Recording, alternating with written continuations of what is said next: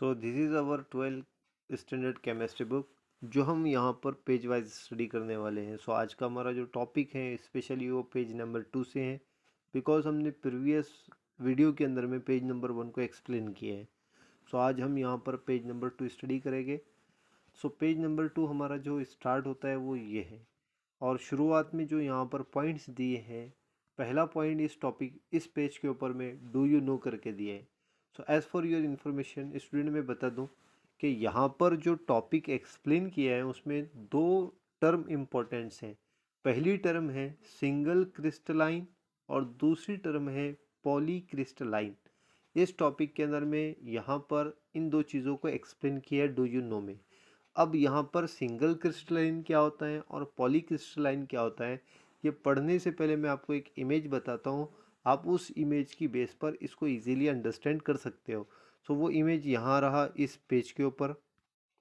सो screen के ऊपर ये पहला ऊपर वाला जो स्ट्रक्चर आपको दिख रहा है ये है सिंगल क्रिस्टलाइन स्ट्रक्चर, और जो नीचे दिख रहा है ये पॉली क्रिस्टलाइन स्ट्रक्चर।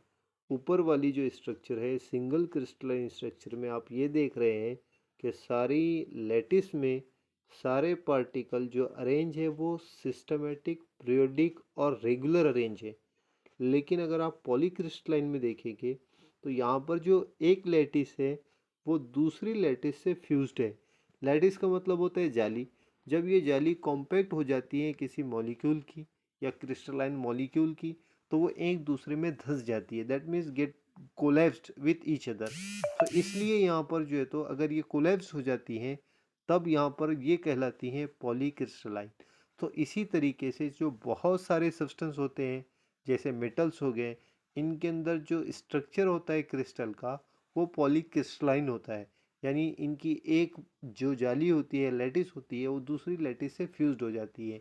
लेकिन कुछ मटेरियल ऐसे भी होते हैं जिनमें जो लैटिस होता है वो बहुत रेगुलर और पीरियोडिक अरेंज होता है, और उनके अंदर जो लैटिस होता है वो क्रिस्टल सिंगल लैटिस होता है। तो ऊपर वाला स्ट्रक्चर सिंगल क्रिस्टल लैटिस का है और नीचे वाला पॉलीक्रिस्टलाइन स्ट्रक्चर है। तो ये दो टॉपिक हैं जो डू यू नो के अंदर में कंप्लीट एक्सप्लेन किए हैं। सो स्टूडेंट इसको लाइन टू लाइन अपन एक्सप्लेन करके देखते हैं क्या दिए हैं करके। A single crystal has ordered regular and periodic arrangement of constituent particle through out its bulk. यानी पूरे क्रिस्टल लेटिस जो होती हैं ये सिस्टमेटिक, रेगुलर और पीरियोडिक अरेंज होती हैं पूरे मॉलिक्यूल के अंदर में।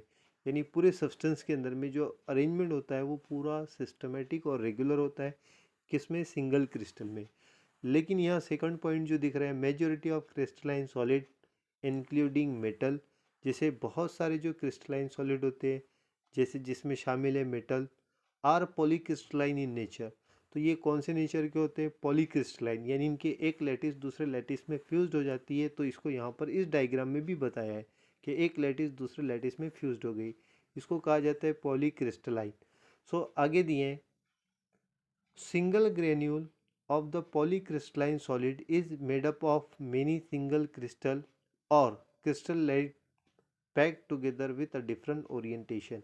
एक क्रिस्टल लैटिस का ओरिएंटेशन अलग है, दूसरे का घुमाव अलग है। ऐसे ही एक लैटिस दूसरे लैटिस से फ्यूज्ड हो जाए अलग अलग डायरेक्शन वाली, तो यहाँ पर पॉलीक्रिस्टलाइन फॉर्म होता है।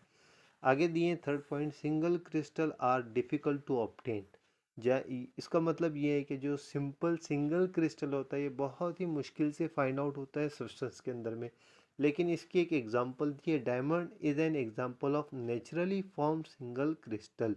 जो सिंगल क्रिस्टल जिसमें पार्टिकल बहुत ही ज़्यादा रेगुलर पीरियोडिक अरेंज होते हैं पूरे इंटायर सब्सटेंस के अंदर, उसको सिंगल यहाँ पर क्रिस्टल कहा जाता है, और ये बड़ी मुश्किल से मिलते हैं।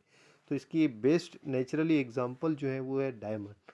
और बहुत सारी जो सब्सटेंस है वो पॉलीक्रिस्टलाइन में मिलते हैं जैसे मेटल से अदर। ठीक है, नेक्स्ट पॉइंट इसी पेज के ऊपर जो दिए हम उसको देखते हैं। ये है नेक्स्ट पॉइंट जिसको कहा गया है एमॉर्फस सॉलिड। अब यहाँ पर जो है तो एमॉर्फस सॉलिड का सबसे पहले डेफिनेशन दिया है, किसको कहते हैं, the particle of a liquid are in constant motion. यहाँ बताया है कि जो लिक्विड होता है उसके अंदर जो कॉन्स्टिट्यूएंट पार्टिकल होते हैं वो कंटिन्यू मोशन शो करते हैं क्योंकि उनमें काइनेटिक एनर्जी होता है। Second point, the stop action photograph of a liquid describe the amorphous state. जैसे लिक्विड में particle continue motion, random motion show करते हैं, अगर इनको स्टॉप करके फोटो ले लिया जाए और तो इनको स्टॉप कर दिया जाए तो ये रैंडमली वहाँ पर रुक जाएंगे और ऐसे रैंडमली अरेंज होंगे। इसी तरीके से अगर वो रैंडमली अरेंज होते हैं और उनको स्टॉप कर दिया जाए तो वो सॉलिडिफाई हो जाते हैं।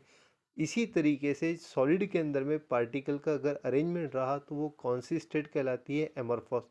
दैट मीन्स अगर सिंपल कहा जाए कि पार्टिकल को रैंडमली अरेंज किया जाए तो वो क्या होते हैं? एमॉर्फस सॉलिड फॉर्म करते हैं। आगे दिए हैं in fact they are super cool liquid, और उनको दूसरी वर्ड्स के अंदर में ये कहा जाता है कि वो सुपर कूल लिक्विड है।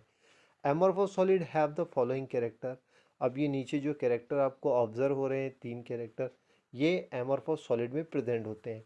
पहला कैरेक्टर हम यहाँ पर इसको पढ़ते हैं, the constituent particle in amorphous solid are randomly arranged. Particle कैसे अरेंज होंगे एमॉर्फस सॉलिड में? रैंडमली अरेंज होते हैं, उनका कोई सीक्वेंस नहीं होता है, किधर भी बिखरे हुए अरेंज होते हैं, इसीलिए यहाँ पर इस बात को बताया है। और सेकंड इसी में कंटिन्यू किए, the particle do not have long range ordered structure, यानी बहुत ही लॉन्ग ड्यूरेशन तक ये ऑर्डर में सिस्टमेटिक अरेंज नहीं होते, बस कुछ देर या कुछ फ्यू पार्टिकल अरेंज होते हैं तो वही बात को मेंशन किए। But they do have a short range order, यानी कुछ ही पार्टिकल सिस्टमेटिक अरेंज हो गए, बाकी सारे पार्टिकल जो इंटायर मॉलिक्यूल और इंटायर सब्सटेंस होता है उसमें रैंडमली अरेंज होते हैं। Second point, amorphous solid do not have a sharp melting point, यानी एमॉर्फस सॉलिड का जो मेल्टिंग पॉइंट होता है वो फिक्स और शार्प नहीं होता है। दैट मीन्स वो वन टाइम में डायरेक्ट मेल्ट नहीं होते। They melt gradually over a temperature interval, जैसे जैसे टेम्परेचर बढ़ता जाएगा वो धीरे धीरे क्या होते जाएंगे? पिघलते जाएंगे। एट अ वन टाइम वो यहाँ पर मेल्ट नहीं होते हैं। On heating amorphous solid gradually and continuously soften and start to flow, जैसे जैसे आप एमॉर्फस सॉलिड का टेम्परेचर रेज करते हो वो क्या होना शुरू हो जाते हैं? सॉफ्ट होना शुरू हो जाते हैं।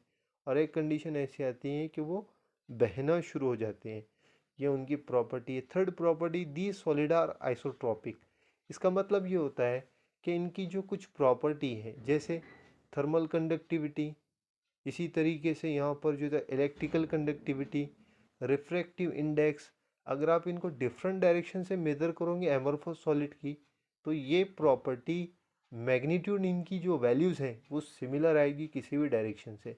इसी बात को यहाँ पर बताया है, the solid are isotropic, in other word their property such as refractive index, conductivity are all independent of direction of measurement, यानी आप किसी भी डायरेक्शन से मेज़र करोगे वो इंडिपेंडेंट रहेगी, यानी वो चारों तरफ से किसी भी डायरेक्शन से आप मेज़र करोगे वो कैसे दिखेगी? Same. They exhibit the same magnitude for any property in every direction, यानी उनकी जो मैग्नीट्यूड है वो कैसी? सेम रहेगी किसी भी डायरेक्शन से मेज़र करने के बाद। इसी के बाद में नेक्स्ट पॉइंट इसी पेज पर दिए है, यहाँ से वो स्टार्ट होता है। हाँ, कुछ एग्जांपल बताइए एमॉर्फस सॉलिड की, जैसे ग्लास, ग्लास में जो इंटरनल कॉन्स्टिट्यूएंट पार्टिकल होंगे वो कैसे अरेंज होंगे? रैंडम, इसीलिए ग्लास एग्जांपल है किसकी? एमॉर्फस सॉलिड की। प्लास्टिक हो गया, rubber, tar, metallic glass are few example of amorphous solid. तो ये पॉइंट यहाँ पर एंड होता है। इसी के बाद में यहाँ पर नेक्स्ट पॉइंट बताया है, use your brain power. So इस डायग्राम के अंदर में आपको identify the arrangement A and B as a crystalline और एमॉर्फस, दोनों डायग्राम बताइए यहाँ पर ए और बी, ये जो दिख रहे हैं right hand side and left hand side में, आप देखेंगे कि दोनों की कॉन्स्टिट्यूएंट सेम है, अरेंजमेंट भी समवॉट कैसे हैं? सिस्टमेटिक दिख रहे हैं दोनों ही डायग्राम में। इतना है कि तरतीब के अंदर में क्या है? चेंजेस हैं, यानी लैटिस का टाइप डिफरेंट है, लेकिन अरेंजमेंट कैसे हैं? स्पेसिफिक नज़र आ रहा है, इसलिए दोनों भी स्ट्रक्चर कैसी हैं? क्रिस्टलाइन है। अब यहाँ पर आपको दो टर्म एक्सप्लेन करनी है, आइसोमॉर्फिज्म एंड पॉलीमॉर्फिज्म, ये क्या है? तो इसी को समझाने के लिए ऊपर आपको दोनों सिमिलर स्ट्रक्चर को रिप्रेजेंट किया था। अब यहाँ पर देखते हैं सिमिलरिटी और डिसिमिलरिटी इन क्रिस्टल स्ट्रक्चर, ये जो है तो इंटरनल स्ट्रक्चर होती है, यहाँ पे हम आँख से देख नहीं पाएंगे किसी सॉलिड में स्ट्रक्चर कैसा होगा, कॉन्स्टिट्यूएंट कैसे अरेंज है, इसको हम सादी आँख से नहीं देख पाएंगे, इसीलिए यहाँ पर इसके लिए एक्सरे क्रिस्टलोग्राफी टेक्निक जो होता है उसके ज़रिए इसको पढ़ा जाता है, देखा जाता है, मेज़र किया जाता है, उसकी कुछ टेक्निक्स होती है। तो यहाँ पर ये स्ट्रक्चर के ज़रिए एग्जांपल दिए हैं, इस स्ट्रक्चर से हम समझ सकें वो टॉपिक को, इसलिए यहाँ पर इन दो स्ट्रक्चर को बताया है कि दोनों के अंदर में आप जालियाँ देखेंगे यानी लैटिस देखेंगे तो कैसी दिख रही हैं, डिफरेंट। लेकिन इनके अंदर जो कॉन्स्टिट्यूएंट पार्टिकल है वो कैसे नज़र आ रहे हैं, तो ये अरेंजमेंट इनका डिफरेंट है लेकिन कॉन्स्टिट्यूएंट तो सेम है। इस बात को समझाने के लिए यहाँ पर ये दो डायग्राम बताई हैं और दो टर्म समझाने की कोशिश की है। पहली टर्म है आइसोमॉर्फिज्म एंड पॉलीमॉर्फिज्म। अब चलिए हम इसको देखते हैं ये है क्या। सिमिलरिटी और dissimilarity in crystal structure of a different solid is described as isomorphism and polymorphism. अब जो क्रिस्टल की जो स्ट्रक्चर होती है, अब उनमें सिमिलरिटी है या डिसिमिलरिटी है, वो एक जैसी हैं या अलग अलग हैं, इसको बताने के लिए यहाँ पर आइसोमॉर्फिज्म और पॉलीमॉर्फिज्म ये टर्म डिस्क्राइब की गई हैं। अब आइसोमॉर्फिज्म किसको कहते हैं, चलिए देखते हैं इसको। Isomorphism, two or more substances having the same crystal structure are said to be isomorphous. Isomorphism का मतलब होता है कि दो या दो से अलग ज़्यादा सब्सटेंसेस जिनकी क्रिस्टल स्ट्रक्चर कैसी हो, सेम हो।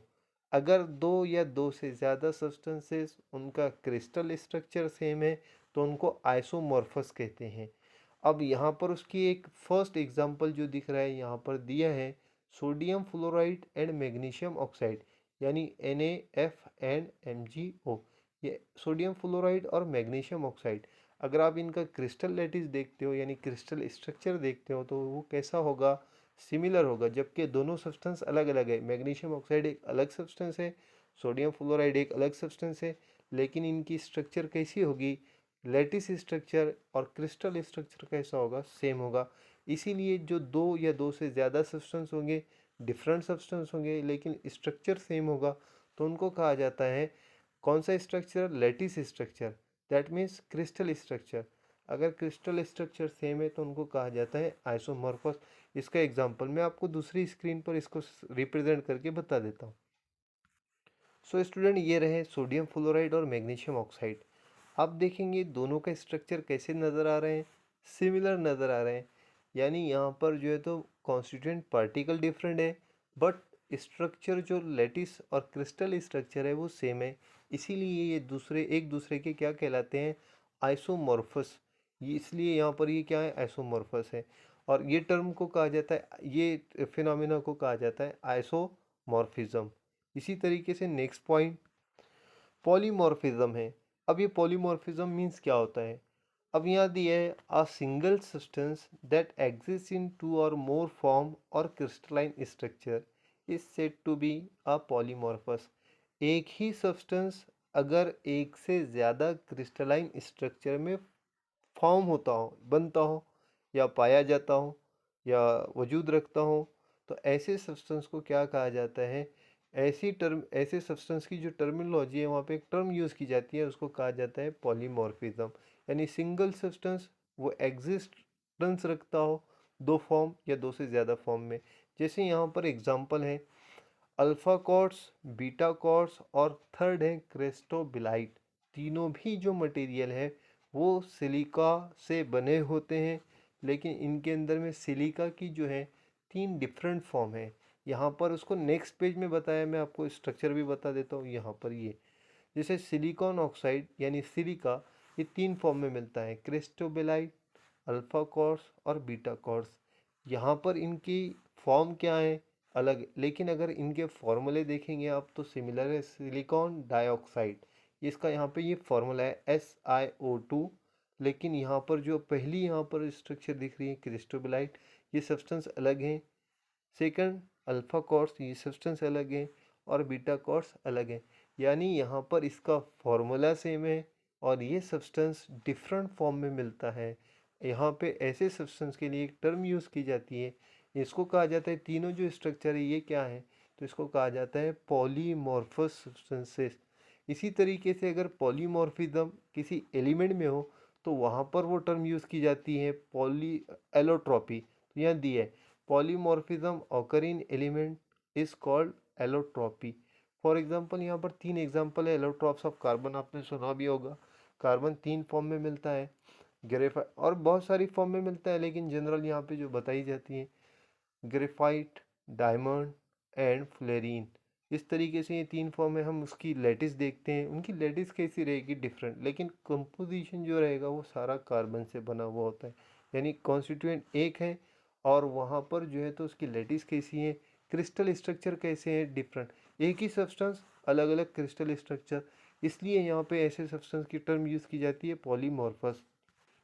सो स्टूडेंट ये रहा यहाँ पर पहला स्ट्रक्चर ग्रेफाइट का। लेटिस ऐसी होती है ग्रेफाइट की। डायमंड में आप देख रहे होगे, यहाँ पे ये नज़र आ रहा है डायमंड का स्ट्रक्चर है।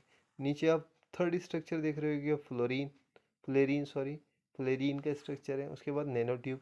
ये सब के सब किससे बने हैं, कार्बन से, लेकिन इनकी जो लेटिस हैं, क्रिस्टल स्ट्रक्चर है, वो कैसी दिख रही है, अलग।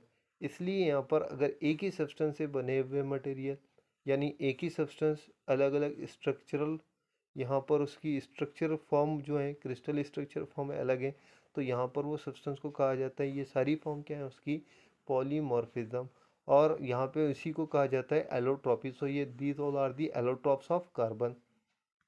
सो फाइनली स्टूडेंट ये तो आपने इसको समझा है अपने वेज के अंदर में, कैसे समझे हैं इसको। हाँ, अब इसको एग्ज़ाम में अगर आपको राइट करना हो टॉपिक को, तो यहाँ पर एमोर्फोस सॉलिड का यहाँ से स्टार्ट किया मैंने। नोट्स के पॉइंट्स है कुछ, मैंने अपनी नोट्स सेल्फ बनाई है, जो बहुत ही सिंपल है, ईजी है। अगर आप इसको अंडरस्टैंड करते हो, मेहनत करते हो, तो आपको ईजीली अंडरस्टैंड हो जाएगी। यहाँ पे डेफिनेशन दी है एमोर्फोस सॉलिड का, और ये जो है कैरेक्टरिस्टिक्स है एमोर्फोस सॉलिड की। सेकंड, आइसोमॉर्फिज्म क्या होता है, यहाँ पर एक एग्जांपल के साथ एक्सप्लेन किया है। इसी तरीके से यहाँ पॉलीमॉर्फिज्म, और हमने वहाँ पे इसी पेज के ऊपर, पेज नंबर 2 के ऊपर में पढ़ा है सिंगल क्रिस्टल है पॉली क्रिस्टल। तो ये टर्म भी मैंने आपको समझा दी है। सो यहाँ पर last, so at the last हमारा आज का ये पेज नंबर 2 कंप्लीट हुआ। स्टूडेंट, आई होप कि आपको ये टॉपिक समझा होगा। अगर आपको ये टॉपिक बेहतर तरीके से समझा हो, तो आप मुझे यहाँ पर कमेंट बॉक्स में इसका रिस्पॉन्स दें। इसी तरीके से अगर आपको कोई डाउट्स हो इस टॉपिक्स के रिगार्डिंग, तो आप मुझे यहाँ पर इसके ऊपर क्वेश्चन पूछ सकते हो। सो ठीक है गाइस, थोड़ा सा यहाँ पर जो है तो हार्ड वर्क, थोड़े से एफर्ट्स अपनी तरफ से लगाएं। ये सारे टॉपिक्स जो है हम कंप्लीट करने वाले हैं। आज पेज नंबर 2 कंप्लीट किया। नेक्स्ट वीडियो के अंदर में हम पेज नंबर 3 के ऊपर फोकस करेंगे। सो आप, आई होप कि आपने फर्स्ट पेज नंबर पिछले वीडियो में और सेकंड पेज नंबर इस वीडियो में इजीली अंडरस्टैंड किया होगा। ठीक है, गुड बाय। और थोड़ा सा सपोर्ट भी कर लें। यहाँ पर जो है तो अपने आप में यहाँ पर थोड़ा सा क्यूरियसनेस लेकर आएँ, ताकि हम स्टडी के लिए, फर्दर स्टडी के लिए अपने आप को प्रमोट कर सकें। So thank you, good bye.